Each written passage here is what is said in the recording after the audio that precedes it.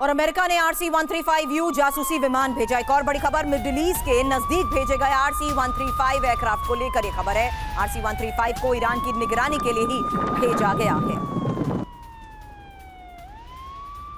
Middle east के इस हालात के बीच में अमेरिका का बड़ा फैसला, अमेरिका की ये बड़ी मूवमेंट और ईरान की निगरानी के लिए जिस तरीके से ये विमान भेजा गया है उसको लेकर बड़ी खबर है। RC-135 एयरक्राफ्ट को लेकर मिडिल ईस्ट के नजदीक भेजा गया है। इसे अमेरिका ने RC-135U जासूसी विमान भेजा है।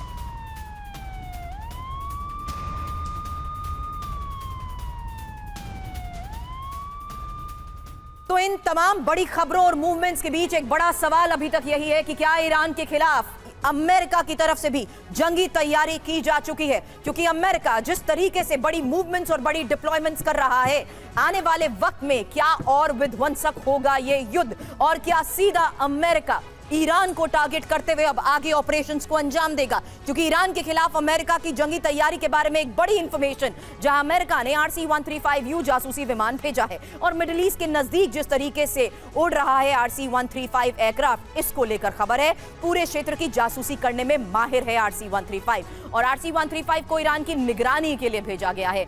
एयरक्राफ्ट की खासियत भी जान लीजिए, परमाणु हथियारों की खोज, परमाणु साइट की जानकारी, हाईटेक कैमरा से ये लैस है, रडार और सेंसर्स भी इसमें लगे हैं, डायनामिक्स, लॉकहीड, LTV-E सिस्टम्स। बड़ी बात यही है कि बड़े मिशन में इस्तेमाल किया जाता है US एयरफोर्स की तरफ से। जल्दी से शुक्ला सर, एक शॉर्ट कमेंट, ये जो अर्जेंसी मैंने पहले सवाल किया था, ये जो डिप्लॉयमेंट्स हो रहे हैं, ये जिस तरीके के फैसले और निगरानी हालात पर रखी जा रही है, बड़े संकेत इसी के जरिए मिलते हैं सर। बिल्कुल, ये एक दर्शाता है कि एक अमेरिका की डायरेक्ट एंट्री होने जा रही है इसके अंदर। कल रात को KC-135 30 विमान वहाँ से टेक ऑफ करके गए थे, जो कि रिफ्यूलिंग की क्षमता रखते हैं, और आज खबर आ रही है कि RC-135 भी लेके आ रहे हैं इस क्षेत्र के अंदर। RC-135 की खासियत है कि ये हवा में काफ़ी देर तक रह सकता है और पूरी की पूरी सिचुएशन की लाइव एनालिसिस करने में सक्षम है। तो डेफिनेटली जब वो वॉर थिएटर को पढ़ेंगे, उसको समझेंगे और उसको डाटा को जब जनरेट करेंगे, तो उसका यूज़, डाटा का यूज़ युद्ध में ही होने वाला है और डायरेक्टली इस तरह का इंटरवेंशन देखने को मिलता है।